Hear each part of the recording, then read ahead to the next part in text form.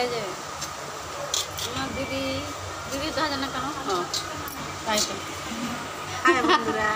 এই যে আমার দিদি এখন মোচা খেয়ে উঠেছি, আবার একটা মোচা নিয়ে এসছে, সেটাও ছাড়াচ্ছি। এই যে কিছু করার নেই, কেটে না রাখলে আমাদেরই কাটতে হবে আবার সকালে। এই যে এটা কাটা হয়েছে, এখন এটা এই যে একটা এনেছে, একটাও বসে বসে কাটছে, আর এদিকে মাছটি পটল ছাড়াচ্ছে।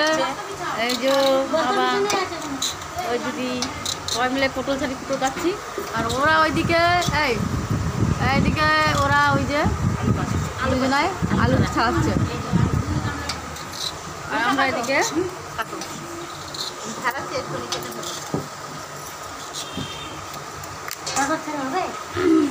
টুনটুনি